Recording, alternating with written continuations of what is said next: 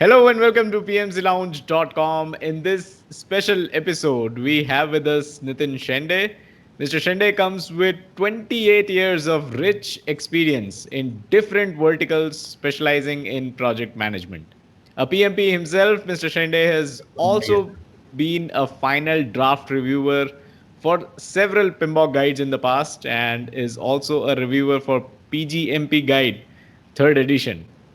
All in all, he is an expert in this field, a top notch project management consultant and trainer. He's here today to answer your questions. So, thank you so much for taking the time out, Nitin. Thanks, Kurishi. Thanks. Okay, let's go ahead with what are you're really looking at. Okay, so we've got some questions from our community members. There are some questions that even I had around this entire new PMP exam and the PMBOK guide that is yet to come out. So Yes. let's start off with PMP, this new PMP exam. And Okay. it looks like there is a big change in this exam starting Mhm. 2nd January. Yes. What has caused this change? What do you think? What has caused the change? If the question itself has got an answer in it, okay, because we are talking about project management, right? Project management fundamentally is a change management. Hmm. So we have to go ahead with the way the market is going, right? I mean, you're looking at a few years back, let's say 2 or 3 decades back, we were having like majority of engineering industry used to dominate the project management field, right? Roughly around late 80s or early 90s, around we have software industry and you know, associated industry started coming up. Around 2000 onwards, probably we have a software industry was like booming like anything. Today, if you see last 10 years plus, we found that these two industries are not really separate, right? I mean, the pure manufacturing industry has got 35% of the IT software resources working with them. Like there are ERPs, there is automation, the vendor management systems, then accounting systems, now even digital marketing, right? So everything has really got matrix, right? It's like engineering environment with a good support of software industry and associated communication industry. So it's a good functional mix into that in order to get a better outcome, right? So this better outcome was the basic idea of this change. The fundamental change that has come from first 6 editions of the PMBOK, or I will say in another way, I will say first last 24 years of PMI, since 1996, almost from then I started working with them. 1998 onwards, basically I started with PMI guys till 2020. If I say, it was a more of certain like process oriented approach and process oriented plus knowledge skills oriented approach. Now, first time we are trying to come up with a change with saying that rather than just a process oriented approach, we need to look at the mix of demand that is coming from the industry. Like for example, the traditional method of like full plan driven, typically what we call waterfall model or a predictive approach kind of thing. Yes, definitely it's true. It's good. Last 500 years plus people are using. So we are not saying something is good or bad, but something different is required. Something different is demanded by the industry, demanded by the stakeholders. And that demand actually forced to think something like about adaptive, right? Iterative, incremental, and adaptive, maybe let's say 20, 30 years back. And if you see today, now we are moving ahead with not only predictive, not only adaptive, predictive also, adaptive also, and mix of that also, typically what we call hybrid now. I mean, we don't have separate name for it, we call it hybrid, right? Mix of that. Even hybrid can go into an agile mode or agile mode. I mean, go from agile, start with agile and end up with or finish it with a waterfall model when the clarity is better about the end deliverable, or start with the waterfall model, start with the predictive approach. So have the scope understood well, but then actual functioning to be done in a small delivery manner, right?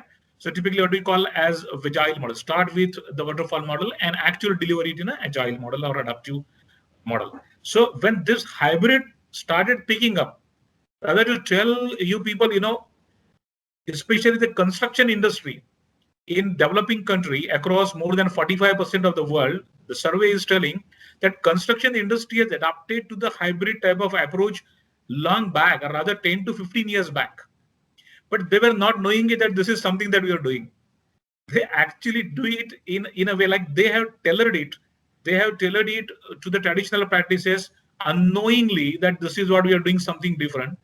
But they got it and they found that this is really creating a better value to the stakeholders from both the sides of the table, and hence they were doing it. But because it was unknown and because it was done by somebody, not like a holistic industry, there was no channelization of that. There was no proper thought process given behind that.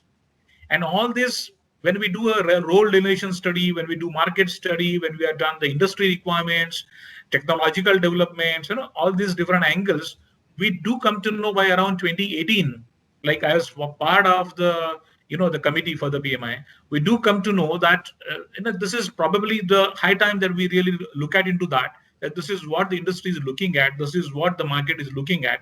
So we have to move away and we have to have a change. So we took up a project of changing the project management methodology. Okay. So it's basically PMBOK 7 is nothing but a deliverable of a change management or project management methodology. That I will say in a maybe nutshell, because this is a too big a subject. Probably I can talk for hours. But then to answer to the question that you said to begin with, definitely a pre-initiating stage of our discussions. I think I can talk like this. I can give some information like this. Right? Absolutely. Yeah, yeah. If I really put something add to it, a little bit add to it, this PMI started stating to the whole world, rather what they're trying to tell is we are moving from process-oriented approach to the principles-oriented approach. Now, principles-oriented approach, sometimes what happens is typically those who are academicians or those who really more depend on books rather than on practice, principles-based approach seems to be more bookish, but it's other way. It's basically, even PMI has also published that when we say principles-oriented approach, alternatively we can say is outcome-oriented approach. Okay, its principles means principles for having a value delivery system, tangible and intangible benefits from all the stakeholders, internal stakeholders, external stakeholders, as well as support stakeholders. Everybody should get something out of it. Definitely, we all know that it is not possible to satisfy all the stakeholders all the time in all the projects. But can we really look at it that can we have a delivery system where majority of the stakeholders can be satisfied majority of the times, and then we can have something out of it which can really help us to go forward. So even this delivery oriented approach, principles oriented approach also is a progressive elaboration. So it will take its own time. According to me, it will take at least 4 years to really get it stabilized somewhere. So PMBOK 8 can be a better answer to these questions. Wow. Rather than PMBOK 7. And that is why the PMP examination, although from January to 2021 onwards, the PMP examination is based on the change pattern or whatever. We'll discuss about that later on. It is not really based on PMBOK 7. Right? PMBOK 7 is still not one of the reference book, but still one of the reference book is PMBOK 6 and Agile Practice Guide, which is published by the PMI. Okay. Okay, cool. Yeah, I Yeah. think it's a good start to our Anything discussion. else you would like to know on this? Yeah, I think that was a good start to our discussion. Yeah. Okay. Yeah, I Thank you. think one of the other things that even I've noticed so far is that Yeah. after PMBOK edition 5, maybe PMI has been starting to focus on what's happening in the market, Perfect. starting to focus on how project management is not just managing scope, schedule, and cost. It is also about delivering benefits. And you also mentioned the value delivery system. Correct. Yeah, Correct. That's absolutely, because if you see PMBOK 6th edition, it really has every knowledge area has been added with tailoring needs, tailoring emerging consultation. practices, and all those things. So which they already pre-initiated the things. Rather, that was the beginning of a process that PMBOK 7 is probably going to have a major chunk on this tailoring and adaptive approach. Even PMBOK 6 is talking about adaptive approach to a certain extent. Right. but not really great extent.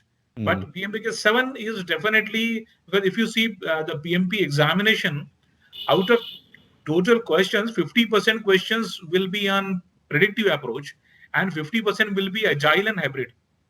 So almost Right. the importance has gone to equal importance has gone to predictive and adaptive. And if we understand predictive adaptive clearly, then only hybrid is possible to be understood. Because hybrid is not Absolutely. something new. Hybrid is how good recipe you can do it. You have Mm. ingredients with you. How you mix it, somebody likes sweet, somebody likes hot. How you mix it, that's the important part. I really like that analogy of how you mix it and how it is a recipe. So, Yeah, sticking to the exam, since you've already mentioned 50% agile, yeah, sticking yeah. to the PMP exam, the Okay. structure of the exam now is Yeah. 50% process, 42% people, and Perfect. 8% business environment. Perfect. Now, Perfect. as I understand, Now, as I understand, 50% process focuses on the 49 processes within the process group knowledge area mapping. Okay. But what about 42% people? What does this really mean? Now, Sure. one of the things that people speak about in different forums is that this 42% people basically signify that now more importance will be given on knowledge areas that are related to people like resource management, stakeholder Mm-hmm. management. Is that true? Mm-hmm. What exactly is this 42% people? Okay. Okay. Okay. That's another good question, Shay. Okay. So you are really coming up with one after another. It seems to be like what we used to talk about, like, you know, Dravid used to come, then Tendulkar used to come, and then Ganguly used to come. Okay. So we used to have one after one, another better one. Okay. Okay. Right. Coming back to the your question.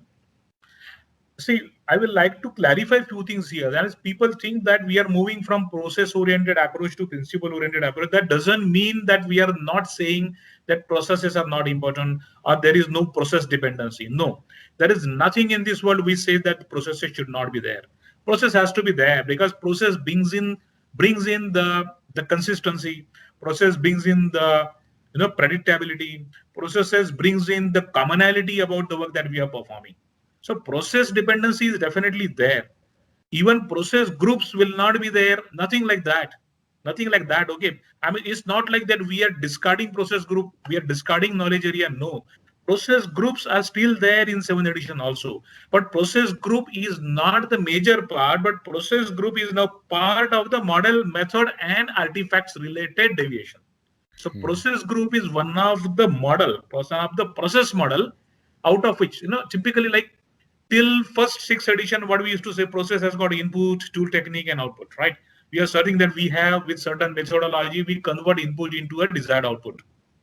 Now, what we are saying here is now we have a model by different methodologies, we are creating certain artifacts which will contribute towards a value delivery. Okay, that's what in one sentence. And now process group has become a part of a model. So we can go with, rather than saying 49 processes, we may have only 30 processes. Numbers are not important now.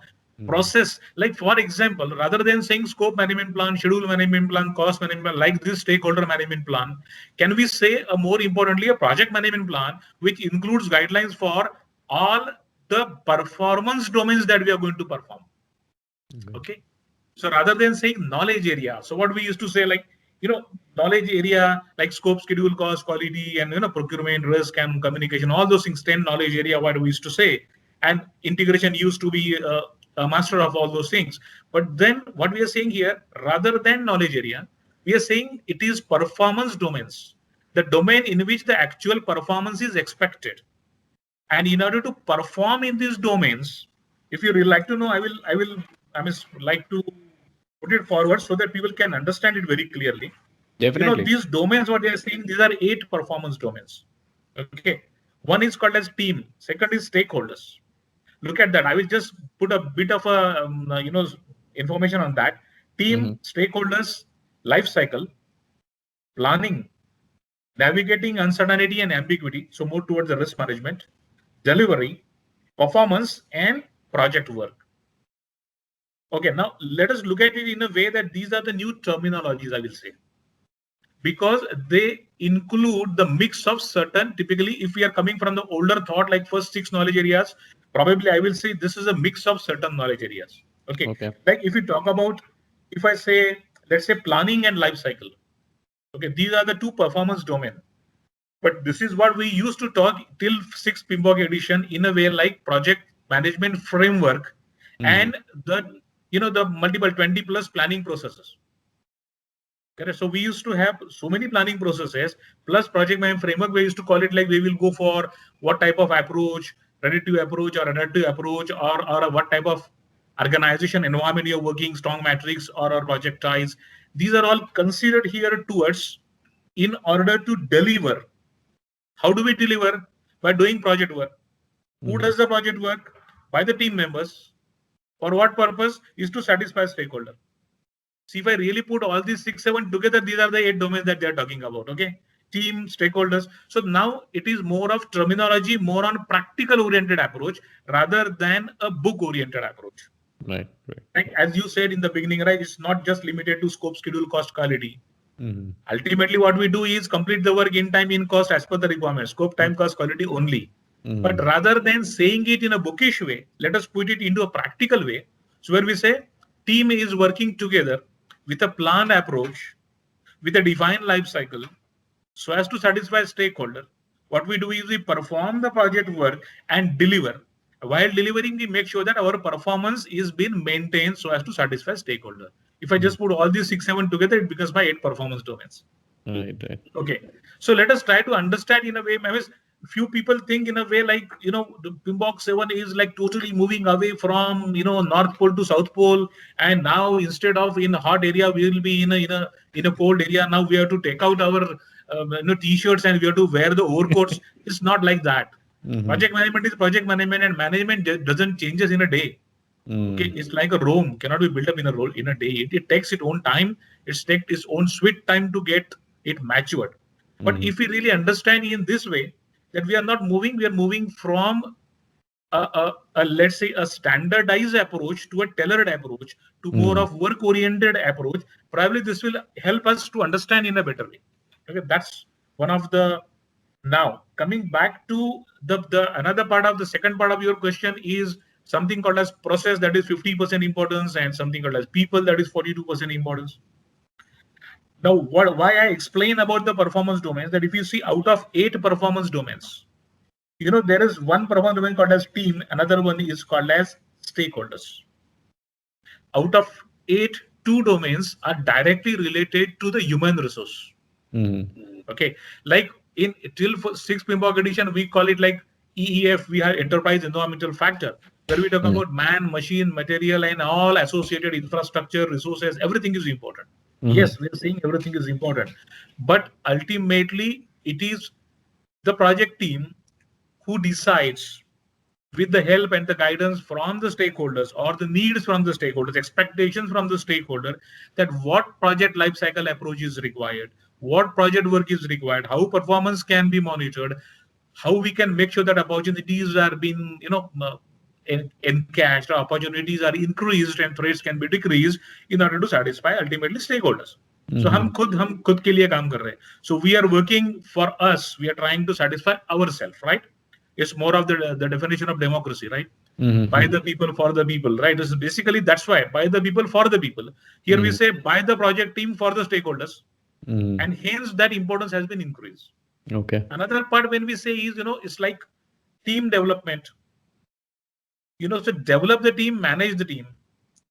When it comes to the team, it's different functional resources, heterogeneous resources. We are talking about functional resources. We are talking about pure technical resources. We are talking about support resources. We are talking about vendors, suppliers, multinational projects, so different cultures, different work cultures. This also creates conflicts. Projects now, more than latest services, more than 37% of the projects that are happening in the world, medium and large projects, are multinational.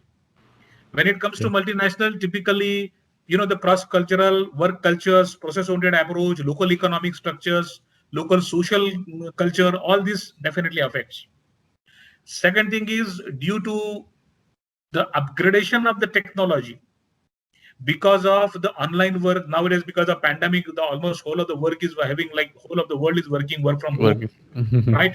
Now, when we say work from home, but because of this, Some of the industry has started thinking that people can work 25 hours out of 24 hours, right?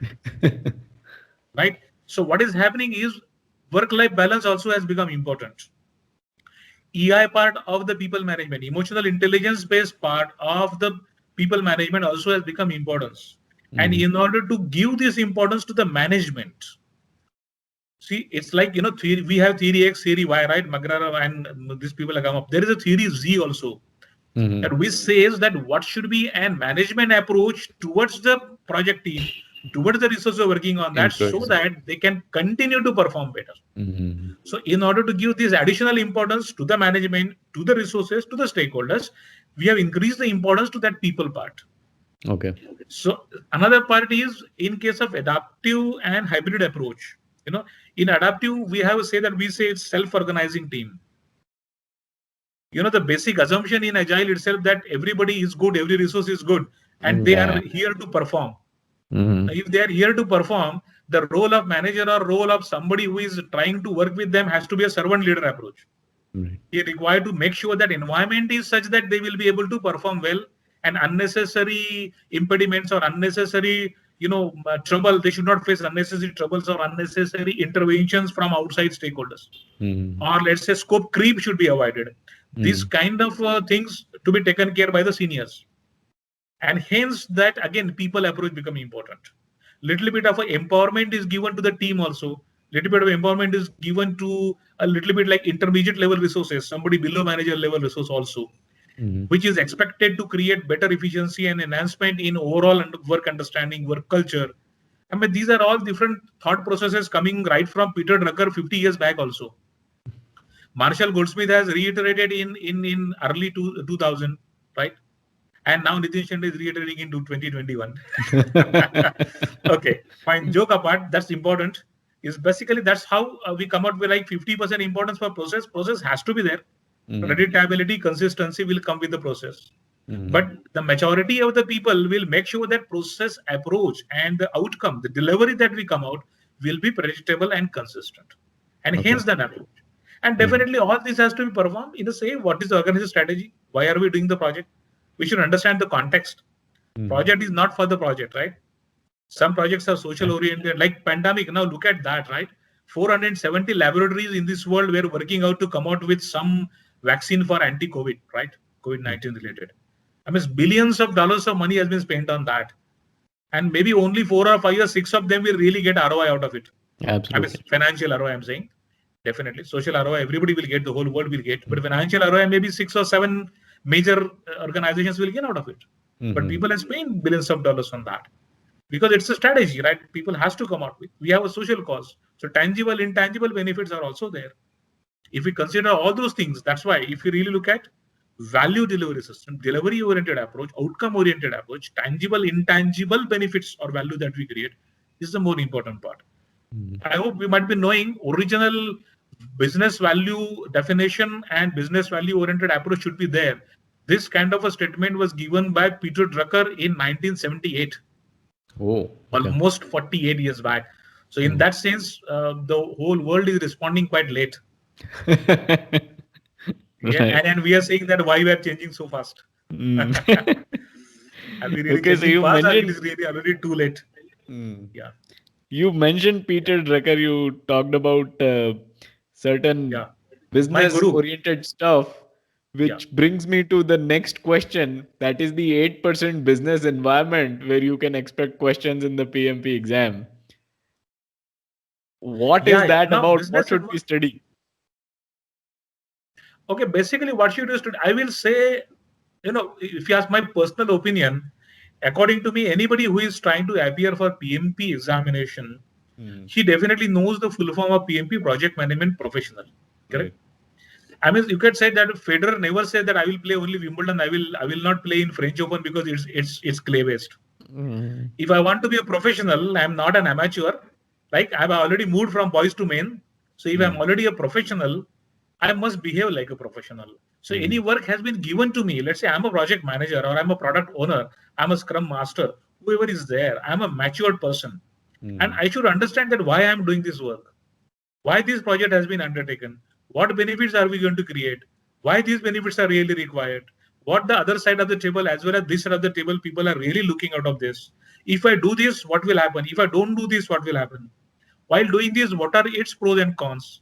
If I really understand this 360-degree view of this, typically my way of approach, my thinking, my planning, and the way I will communicate with my team member, or I will motivate them to work towards it. I will make sure that they are concentrated towards getting that delivery or the value that is getting great out of that. That will be better. And that really helps me to really create a servant leader approach. Mm. You know, what is basically you're saying servant leader approach is I am not really telling people what to do. I'm making sure that environment is such a nice, you people are good, you people are expert. I know you people are very good. Now I just make an environment such that just go and perform. I've made everything clear. Don't worry. Nothing else. Nobody will disturb you. Just go concentrate and perform. I will take care of that. Right? If I really think this way, let us not go into book approach. Let's go into a practical approach. Servant leader, look at the word itself. Leader and servant. So I'm saying that I am a leader. I make sure that I am ready to take the responsibility and accountability. But why? Because I'm creating an environment where you will perform. Mm-hmm. And if you perform, the deliverables will be there, value will be there, and we all will be happy and stakeholders will be happy. So if I really want to create that environment, I should understand the 360-degree view of that. And Yeah. hence understanding the business strategy behind it. So Mm-hmm. why project is important, why this approach is important, like why we are not going for predictive, why we are going adaptive, why we are not going adaptive, why we are going hybrid. At least project manager or intermediate level research should understand that Mm-hmm. so that they should be able to create that environment, that work culture, and percolate it down to the team members. Another important part about this is if I am able to tell it to them, tomorrow my resources are going to become experienced resources, they will become intermediate resources. So they are supposed to go into the shoes of understanding the strategy and work accordingly. Mm-hmm. Day after tomorrow, they are going to become managers. So they are the one who are supposed to communicate to their team members ki hum ye kyun kar rahe hain, why are we doing this? Mm-hmm. Right? So even it's not just empowerment, it is just the upliftment of the resources also requires at least I should understand why this project and business strategy and the whole environment under which the project is undertaken. So basically, business environment, if I can sum it up, a project manager is expected to see the bigger picture as Bigger well. picture, yes, Yeah. yes. Okay. The larger picture. I mean, it's not what is on the canvas. It is where this canvas is going to get fitted also to be understood, right? Absolutely. It's just not the Absolutely. portrait on which wall this portrait is going to be fitted also is important. Very good. Yeah. Lovely analogy there. Yeah. So, coming back to the PMP exam now, the Yes. PMP Yes. exam questions, Okay. because there's a change in the questions as well. Now we'll have a total of 180 questions instead of 200. Now Yes. we are, PMI is also introducing new types of questions. There will be drag and drop questions, multiple Correct. response questions, Correct. graphical questions that Yes. PMI has mentioned on their website. Yes. Yes. Yes. What are these questions and how worried should a PMP aspirant be about these? Okay. Okay. Now coming to the PMP exam that has started from 2nd of Jan 2021 onwards. Yes, there are multiple changes that has happened in an operational, I will say operational way of conducting the exam. Mm-hmm. Right from it used to be 240 minutes of exam, now it is 230 minutes of exam. 10 minutes has cut down, correct? Now 230 minutes of exam contains even possible two breaks, which was not there. Like I remember that in early 2000 we used to tell proudly that this is one of the toughest exam because for 240 minutes you are sitting on the chair. Make sure a habit that you should be sitting on the chair for 4 hours at a stretch. So that is also takes care of your durability. Mm. Okay, but now fine. They have come up with like you can take a break after certain like to begin with when only one break was there, you can take a break after 90 questions. But the only thing is every advantage also comes with little bit of a additional, I will not say a disadvantage, but with a drawback also. It's like previously I can review all my 200 questions even in the last minute of my submission. Now with this break introduced into this, when you are breaking after 90 questions, you have to make sure that you submit those 90 questions, so you cannot review them back after the break. So even it is nothing but exam 1 exam 2 together.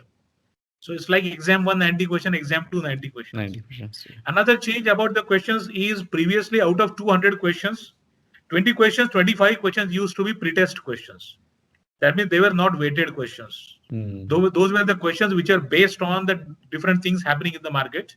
And we are really right to look at whether really it has been understood across the world or not. Whether they should be part of our standard, they should be part of our methodology or not, and related analysis would take accordingly. Now there are 180 questions, and all 180 questions are marked questions. Okay. 180 out of 180 are marked questions, and all are valued questions. Okay. Now, when it comes to type of question, as we said again, now the deviation is out of 180 questions, 50% question. That means 90 questions on process-oriented approach, 42% questions on people-oriented approach, and 8% on business strategy. Again, another deviation into this is out of 180 questions, 90 questions are predictive, like typical waterfall model, what used to be a typical PMP exam in the first 20 years. Yep. And 50% are agile plus hybrid approach. Hybrid. So one of the requirement for PMP aspirants is good understanding about the agile, because good understanding about agile and the predictive can help them to answer some of the questions related to the hybrid. Good understanding of that, but still they should also understand the initial terminologies of the hybrid also. Like as you say that, we're talking about Agile, like basically an agile model where scope is not clear. So we begin with iterative incremental. Iterations can be a little bit larger, and then we can come out, especially like nowadays in agile, you are talking about safe agile, scaled agile. Scaled agile is typically recommended for large projects, large teams, large projects, where the Agile can really work out. Out of my release train, I can begin with the agile approach, and after 60% of the work, probably when a good amount of deliverable related clarity is there, good amount of development that is happening on multiple fronts, I can now think about direct deliverables, and I can increase the velocity of the work also. That approach also is possible. Or another approach, it's like, for example, I'm constructing a 25-story building, which is having some commercials in the first 5 floors, and then next 20 floors maybe residentials and something like mix of a complex. I have to start with waterfall because I don't have a choice. I cannot decide after 5 floors that whether the building should be 5 floors or 20 floors. I have to decide it at the day 0 itself, because plinth has to be designed accordingly. So I have to start with waterfall approach. So I already decided the scope that it should be a 25-story building. But then after the plinth has been defined, design and work has been done, I can release 2 floors one by one. Wow. So I can go with the predictive approach and then release it in an agile mode. I just want to pause for a second here. Yes. A lot of people have this misconception that agile cannot be used in construction environment. Here we have a management consultant sitting right across, who has given a real life example of how agile is used in construction industry as well. And I'm to tell you, to support you, to second you, I have used this in 3 major construction projects. If you talk about Indian currency, it's all of them were for 400 crore plus. Wow. Okay. Even one of the project that has been taken by the Maharashtra state government has used this for a lift irrigation purposes. They have used the agile and hybrid model. Wow. Yeah. So it is there. Yeah, but definitely, as it is really proven in software industry, it is yet to be proven in multiple functions of engineering industry. Yes, it has really worked a little bit well in construction industry. Pure engineering industry, probably we still have to wait for a certain time. Like I can give an example. Let's say Nano motor was released in India. Like Nano, that's the economic car, right? So Nano motor, originally we released, I had got opportunity to work with those people. So basically we release a basic model, which was typically called as, Honorable Ratan Tata Saab's dream, 1 lakh rupee car. So basically that car was released. But within 8 months of that, we had 3 modifications to that. Another 8 months to that, another 3 modifications to that. So first product was released as predictive approach. But what you see Nano today, a gearless Nano with even air condition inside, is basically an hybrid approach. So original product was a predictive, but every 8 months we release another modification to it. And now today, let's say 8 years down the line, we have absolutely different car. Right, absolutely. Right? And now it is one of the popular neighborhood car in Europe. Okay, so how it really has gone to that extent if you have a hybrid approach. Mm. So it works. What I'm trying to say, I will request all those who are aspiring professionals and those who are already professionals, let's not go into any mindset. Project Mm. management is still project management. It is Mm. not like this is different here, it is different there. If I am professional, if my fundas are clear, that I know that how to come out with a deliverable, how to satisfy the stakeholder, use 20-30% predictive, use 20-30% agile, use 20-30% hybrid, no problem. What Mm. you use is not important. Do you satisfy stakeholder or not is important. Mm. In one of the international seminar, I mean, like sure, like you, there's also one guy who was asking me questions who also was quite a smart guy. He Mhm. asked me, according to you, then what is the good project management methodology? Mm. I told him this is a very simple question for me. Mm. Any methodology that satisfies stakeholder is a good methodology, right? Right. Mm. You go with adaptive, you go with predictive, you go with hybrid. Means, Mm. man, whatever the guy who in front of you wants and you satisfy him, that's better methodology. But if Mm. you're professional, you should be able to have your menu card ready. Right. My Mhm. menu card, I can do predictive, I can do adaptive, I can do hybrid, I can do HFL, I can do agile. No Mm. problem. Mhm. You tell me what you want. If that is there, then I'm a professional. So don't just say that because I have passed PMP exam, I'm a professional. I will say because I know all the three approaches, hence I'm a professional. Wow. Yeah. So yeah, One as of a my mottos, yeah, one of my very popular a statement that I myself like very much. It's a PMP certification is a feather in the cap. Mhm. What is important is the maturity that we create is a cap. Right. Cap is the one that saves you from the sun, not the feather, Mhm. man. Feather Mhm. only shows. Cap is important. That cap is a maturity that brings to you when you actually prepare for the PMP exam. When you Mhm. try to understand the different approaches, the importance of that, business strategy, people approach, process approach. When you try to understand that, that is really one who makes you professional, right? PMP just a stamp that tells you, yes, hey man, I know something. Mm. Okay, great. So yeah, I think you've really nailed the coffin there, if I can say that. When you mentioned that Yeah, yeah, yeah. preparing for the PMP is the entire cap, and my question was about how worried a PMP aspirant should be about all these changes. But I think if you're preparing well, you shouldn't be Yes. worried. That is what Perfect. it is. Any kind of questions, any changes in these questions will not, you shouldn't be worried. And you also talked about how a good understanding of agile is required, since 50% of the exam questions are going to be based on agile. Yes. Yes. Now we are in a situation today where we have PMBOK guide edition 6, and we have the agile practice guide. We have this exam change. Are there any other resources that PMP aspirants should consider when they are preparing for the PMP exam? Or is Agile Practice Guide good enough to cover that 50% portion? Okay. Okay. Uh, what I will say here is those who are already practicing agile, Mm-hmm. those who are already working on, or they have already worked on some of the projects, agile based approaches, kind of a thing. For them, PMBOK plus agile practice guide and whatever is information available from either their own organization's library or any book, like for example, if we really look at planning scheduling by Harold Kushner, is it like this kind of a book, which is, I will say, this really helps you to make sure that you are matured or you're a professional project person. Okay. Mm-hmm. Is rather than preparing for PMP, is makes you solid to understand project management methodology or project management thinking. Mm-hmm. And for me, like I come from a thought process where I say that if my fundamental logic is good, I can get 100 out of 100 in mathematics, right? So mathematics is a subject where I cannot get 99 out of 100. I have to get 100 out of 100, right? Mm-hmm. Because is my fundamentals are clear. My tables, I know my tables, I cannot make mistake in arithmetic, right? As simple as that.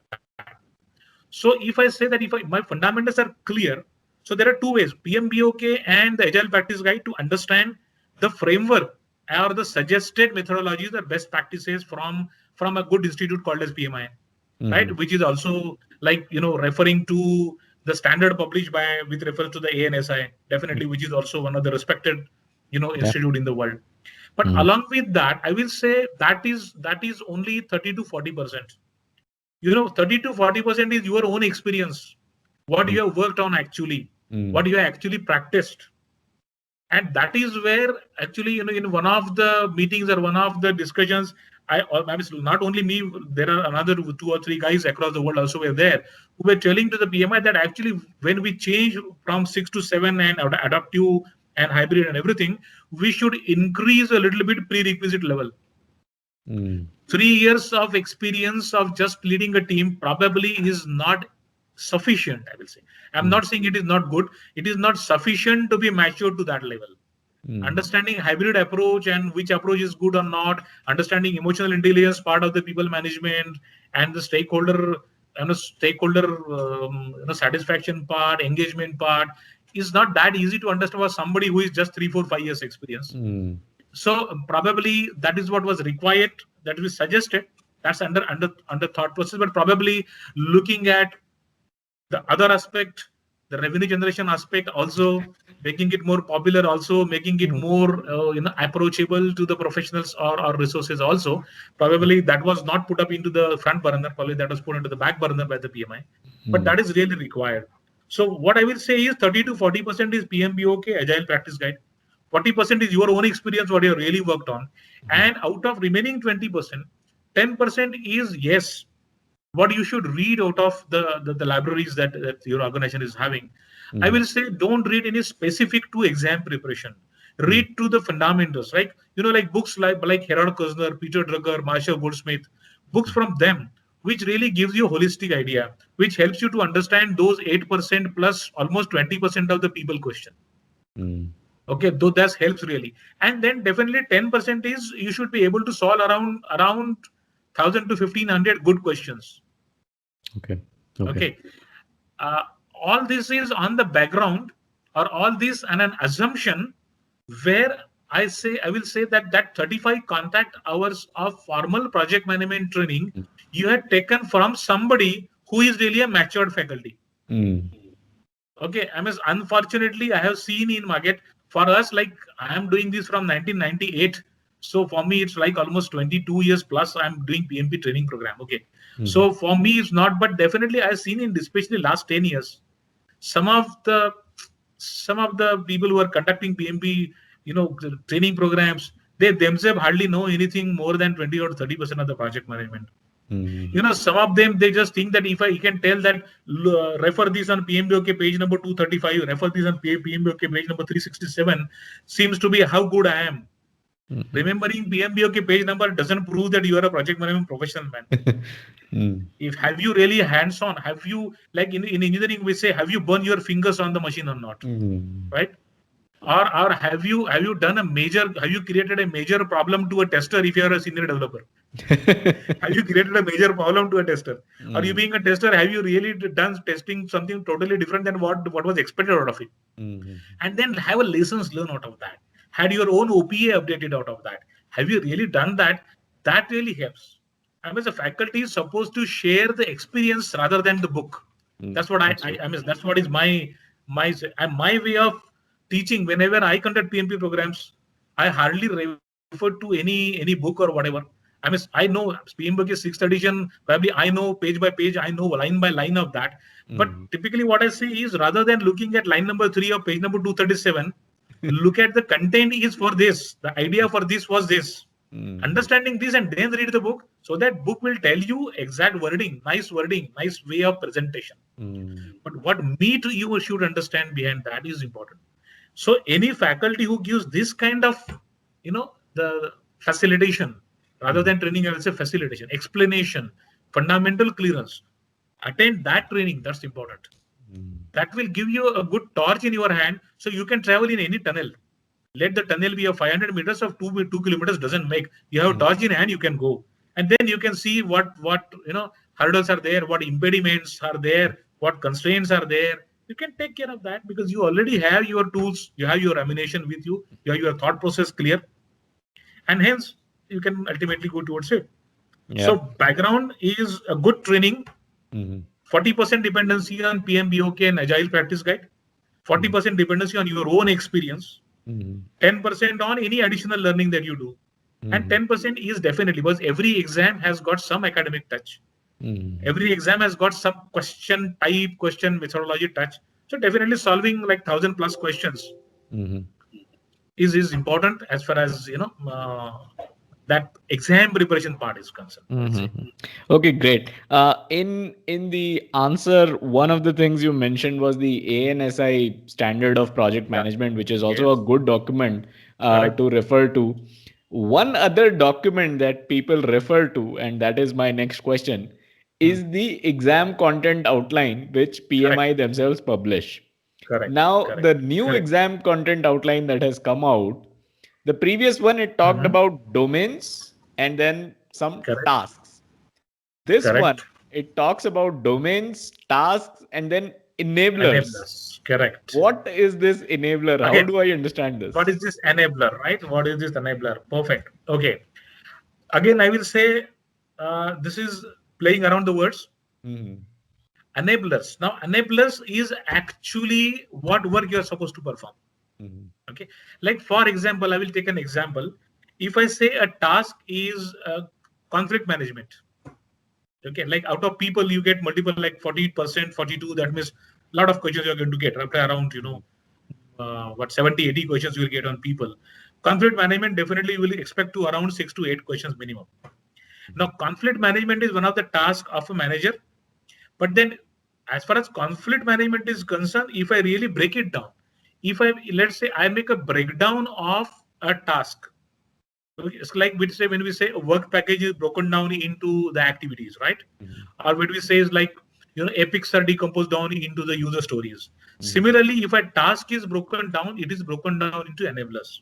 Like in order to what is enabler? That means in order to perform a conflict management, what I have to do first try to understand that what is the conflict and what stage of the project the conflict is. Second is try to understand between whom the conflict is. Number three is try to understand that if this conflict is really affecting what part of my objective or deliverable. And number four, then define what approach is good, like whether you should go for smoothing or compromising or forcing or problem solving what. So these four are the enablers, right? So if I Okay. really follow these enablers, I will be good in conflict management. Mhm. Okay, so if I really look at, I will say now concentrate more on enablers. Okay. Questions will be more. Questions can be easily answered if your enablers are understood properly. Okay, Because cool. question will be like consider yourself to be this kind of like consider yourself to be $150 million infrastructure development project. Halfway through the project, one of your senior technical resource says that procurement people are saying so and so and so. Because of this, material will be delayed later, and this will create a problem to my next deliverable. What should I do? And I Mhm. mean this kind of a question. So Mhm. basically, is at halfway stage. So your liabilities are already increased. It's a big project, $150 million project. Conflict is between two functional experts. It's between technical guy and a procurement guy. Mhm. He's saying that material will not be available. No, he's saying material will get delayed. So it's a Mhm. schedule related problem. So Mhm. there is a schedule and resource related combinational problem. So if my thinking approach is this, I can better reach to whether I should go for smoothing or compromise mode. Mhm. So if I understood enablers better, my task performance will be better. So actually coming out with enablers, we have done a lot of efforts. Writing down those enablers, we have taken a lot of efforts. So Mhm. I will suggest PMP aspirants concentrate on enablers. Okay. Even in PMP training program, I explain directly enablers, Mhm. sorry. Because enablers helps people to understand what exactly the PMBOK is trying to talk or trying to portray. Mhm. Okay, great. I think one of the One more thing things. I will like to suggest here as an addition, because you talk about what additional material or additional thing should be there. Mhm. PMI also has come up with something which is, see, now PMBOK 7 will be there, but Mhm. then the PMBOK 7 as usual will be a digital version also will be there, a hard copy also will be there, and Mhm. agile related support, hard copy, soft copy will be there. Along with that, because they are creating a big digital platform, Mhm. they are also coming with something called as Standards Plus. 100%. Okay. Now, this Standard Plus is nothing but a huge lot of information, a Mhm. practical approach of how to apply the contents of PMBOK. Mhm. So these are the one which are actually nothing but elaborated method, elaborated way of implementing enablers. How the Okay. enablers can be practically implemented, how Mhm. enablers should be understood and practically implemented. Okay. We So recently it also. got, huge information. Okay. Mhm. Yeah, great. I recently did a video on Standards Plus as well, so people can Okay. refer to Okay. that as well. But yeah, thank you so Yes. much for bringing that up Definitely. also.